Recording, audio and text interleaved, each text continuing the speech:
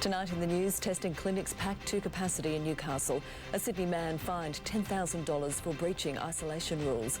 And tragedy, 2 children killed in a jumping castle accident. The news at 6. Tonight, New South Wales sees a new daily case record, more than 600 of them in the Hunter, sparking urgent calls for help. Tragedy as a wind gust picks up a jumping castle during an end-of-school celebration. Relief for opponents as the PM announces moves to AXE, an offshore drilling project. War medals stolen 4 decades ago returned to their rightful owner in Tamworth. And Aussie skipper Pat Cummins out of the second test after being deemed a close contact. This is NBN News. Good evening. Nearly 2 years into the pandemic and a week out from Christmas, we've seen a new record high for COVID cases in New South Wales. 1,742 new infections have been recorded, 615 of those in the Hunter, where residents are now being urged to postpone social gatherings. Thousands lining up, staff at the Hunter's testing clinics pushed to their limits. Many forced to tell people to turn around and come back later. Lauren Kemp, NBN News. A major music festival which was meant to go ahead in Newcastle this weekend has now been axed. Holly Williams joins us live. Holly, this call only came in the last couple of hours. Yes, Tash. Well, as you can see behind me, preparations were well underway here at the foreshore to host 12,000 revellers at the Lunar Electric Festival this Saturday. But late this afternoon, it was cancelled by the Health Minister due to the unfolding COVID crisis in the Hunter. It comes after many raised concerns it would become a super spreading event. I'm very concerned that we're going to have thousands and thousands of people tightly packed into that space at the festival over the weekend.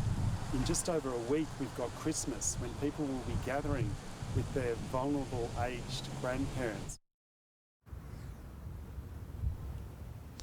Now, event organisers have told NBN News that they're working through the refund process. Tash. Thanks, Holly. Other regions are seeing a spike in COVID cases too. Reporter Josephine Shannon joins us live from Byron Bay now. Josie, a record number of infections in the far north too. Yes, Tash, the Northern Health District saw an unprecedented 81 cases today, most of those here in the Byron Bay area with 65 new infections. Popular restaurant No Bones, listed as an exposure site from last week, is now linked to 16 cases. A further 14 are linked to the Casaluna Bar, while the Currabell Hall cluster continues to grow with more than 60 cases identified. With the sources of many of today's cases still remaining to be under investigation, those numbers are yet to be confirmed. Tash. Josephine Shannon reporting there. A close-knit community in Tasmania is reeling following a freak accident at an end-of-school celebration. 4 children are dead and several others critically injured after an inflatable jumping castle was swept into the air by a gust of wind.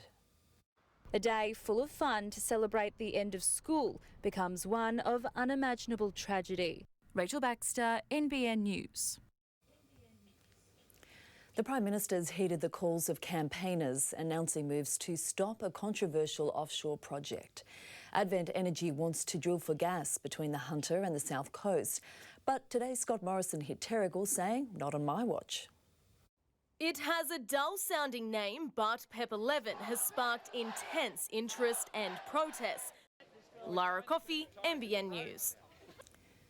3 people have been charged with a combined total of almost 250 drug-related offences as part of an investigation into alleged supply at Lake Macquarie.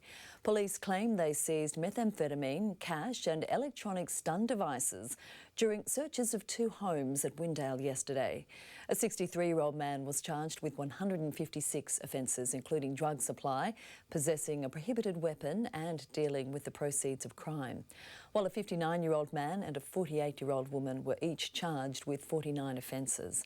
The men were refused bail at Newcastle local court today, while the woman was released on conditional bail. They're all due to face court again in February.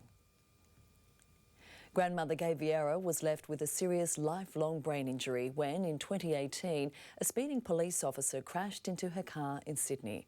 Tonight, for the first time, we can show you dash cam footage of the moments leading up to the accident. But a crucial part of the video is missing.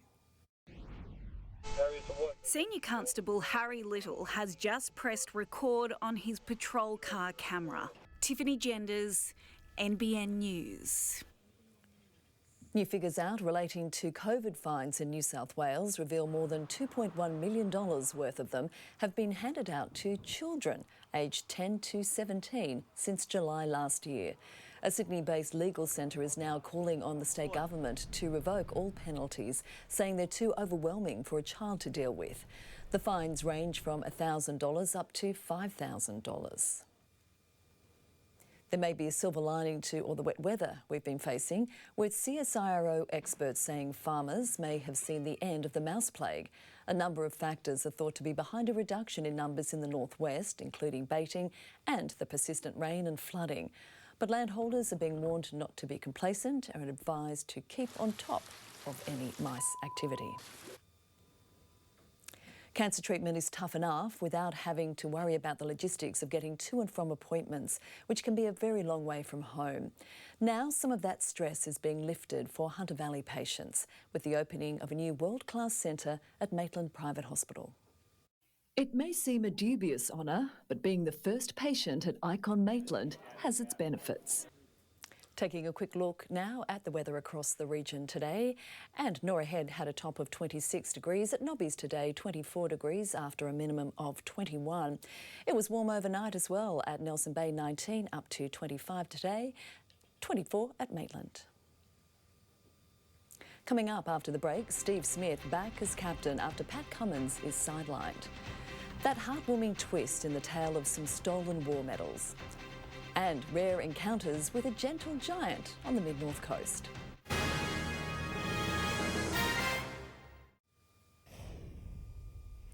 A fleeting conversation at a restaurant has thrown Australia's Ashes hopes into turmoil. Aussie captain Pat Cummins is in isolation, forced to miss the entire second test. And it's put Steve Smith back in the hot seat. David Warner in the driver's seat, but it was Steve Smith who suddenly found himself in charge. When Lauren Cutt's beloved war medals were stolen 40 years ago, few held out hope of seeing them again. But today, in a heartwarming twist decades in the making, they were returned to their rightful owner in Tamworth.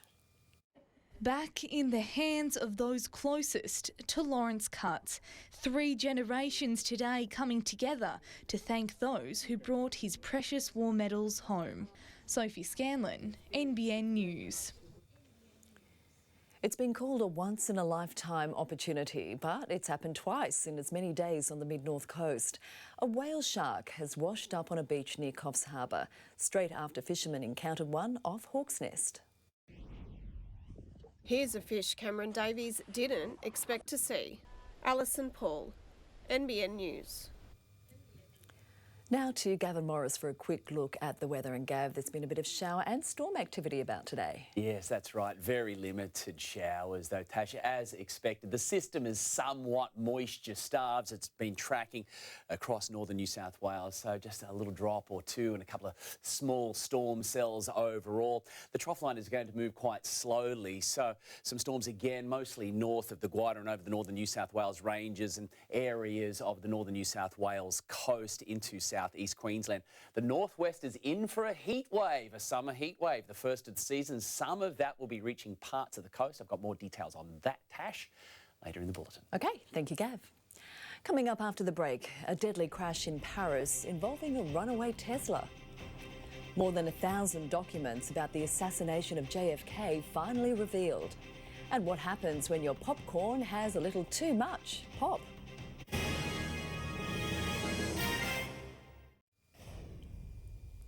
The economic recovery from COVID-19 has been boosted by a record number of Australians finding jobs. Today, the Treasurer released his mid-year economic update. The government also setting aside billions of dollars to spend in the lead-up to the election. In the lead-up to Christmas, the pub's normally full and staff are aplenty, but Stephen Speed has half the workers he normally would. The New South Wales deficit has more than doubled, blowing out from $7.9 billion in June to $19.5 billion today as a result of the long winter lockdown. But while handing down the mid-year update, Treasurer Matt Keane predicted a rapid rebound.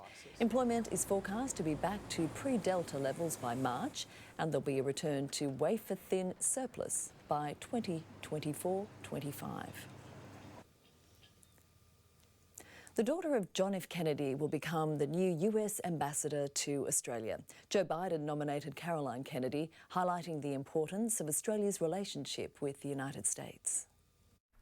American political royalty headed for Canberra. After nearly 2 years, Australians are once again saying aloha to Hawaii. The tropical getaway to the United States is now reopened. The first plane load of tourists touching down in Honolulu this morning. World-famous Waikiki Beach open for business. A street vendor in China cooking up a batch of popcorn got more pop than he bargained for after forgetting to attach a bag to his machine. The load exploded, engulfing himself, pedestrians and other stall owners in a hot cloud of the buttery snack. Amazingly, though, no one was injured. Won't make that mistake again, I'm sure. What a mess. Sport now with Kate Haberfield, and losing Pat Cummins, of course, wasn't how Australia would have wanted to start the second test. No, it certainly wasn't, and we lost an early wicket too, thanks Tash. Coming up after the break, Warner and Labuschagne dig in after Harris goes cheaply. A key signing for the Eels as they keep Junior Paulo. And an incredible battle of the buzzer beaters in the NBA.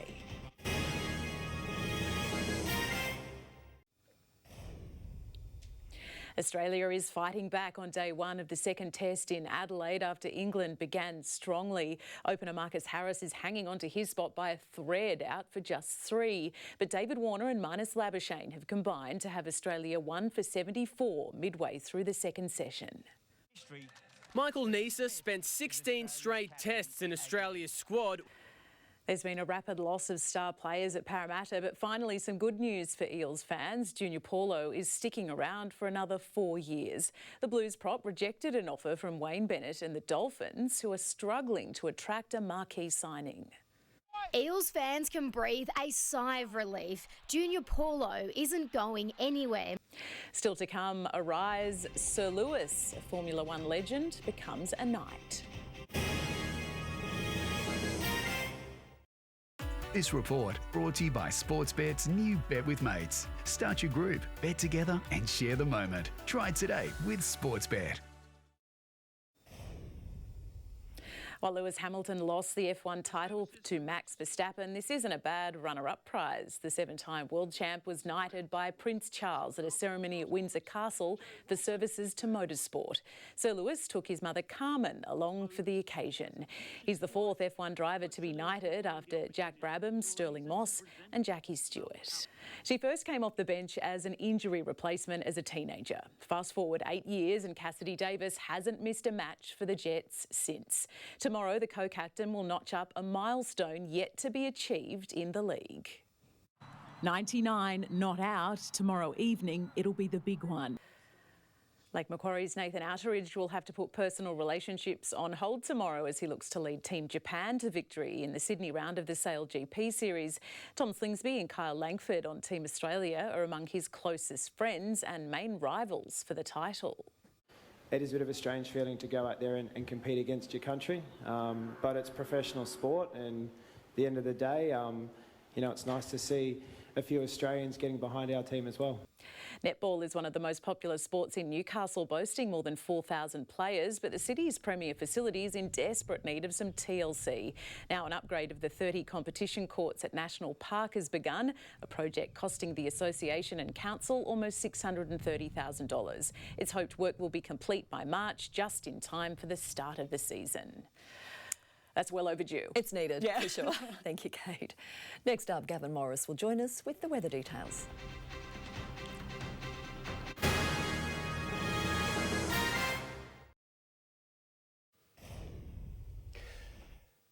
Good evening. It has been a Pretty warm day last night, incredibly warm conditions. Some showers about as well, but all of that has cleared to the north. Let's begin with a look at this evening's weather photo. A stunner. It is a beautiful part of the world, the Barrington Coast, from the Barrington Mountains to Seal Rocks and along the Buckets Way. Beautifully illuminated there. And look at the grass. It is green inland. Over the past 24 hours, though, up until 9 this morning, we had some overnight showers, but it was hardly anything substantial. Mostly coming down right across the Murray. It's generally been dry right across New South Wales and Queensland yet again. And this morning's system there cleared to the north, some isolated showers, and you can see just a little bit of lightning was embedded in that system. But it was moisture starved, not enough to it, not a lovely connection there to the northern tropics. It's been fairly quiet at the moment, so that system, as expected, it really didn't deliver much at all. So tomorrow the trough line is going to linger to the north, allowing for the southeasterly winds to blow in, and overall that just means a little bit of cloud cover for us, mostly along the coast, breaking up, and there is a lot of heat across the interior at the moment. Extreme temperatures right throughout the red centre, and that is starting to spill in over the southeast, and they're getting a real taste of summer right throughout Adelaide and Melbourne. A little bit cool in the west. They've got onshore winds as well, like Sydney town, and that wet weather in the form of showers reaching Brisbane tomorrow and a couple of storms expected. We had one little storm there pass over the Upper Hunter. Temperatures reaching the high 20s there, and along the coast, very warm overnight, 21 to only 24, a 3-degree temperature swing at Nobbies because all that heat was trapped in, and then the cloud cover came through, and that negated any form of significant heating as we move through the day. So very humid again right along the coast at the moment, and that's quite humid also for this time of the year throughout the Upper Hunter as well. Taking a look at the winds, there it is, southeasterlies making for fairly consistent temperatures right along the coast from Central Coast throughout the lake and Port Stephens. The Upper Hunter will see that cloud cover break up a little, and we'll see a little bit of sunshine help to heat the situation. Unlikely really to see any rain from here on in. It's mostly just cloud being dragged in off that ocean, which is warming, getting warmer and warmer. That's why we're seeing very warm nights along the coastal areas and fairly cool days. Overall, a fairly small temperature swing again, not as significant as last night. As we move to the valley floor, we'll see that cloud cover break up a little bit, I would expect, as we move into the afternoon, to the point that we're going to see temperatures reach about 30 for the Upper Hunter. So, yeah, consistently warm now inland. Should see a little surge in the swell return as well with these onshore winds back up to about 1.5 metres, but wind affected. Tomorrow there's a high tide at 8 and back to the low at about 20 to 3. Sun to rise, 5:38 down at 8. Beautiful moon on the way. It's only going to be a micro moon, not a big one, but it's a full one on the way tomorrow. Maybe a little cloud affected. Look at the weekend. That there is summer. Heat, believe it or not, over 30 degrees. And we're going out with a bang on the weekend. Looks like we're going to have widespread storms sweep in Sunday afternoon. Still very hot, consistent days into the low mid-30s for inland communities. A little cooler for the coast, but Saturday, Sunday is going to be a warm one indeed. As I said, sea surface temperatures are now beginning to warm thanks to these consistent southeasterlies, and the quality is going to be very similar again tomorrow thanks to the onshore winds. Thank you. Thank you, Gav. And that is NBN News for this Thursday. From all the team here, good night.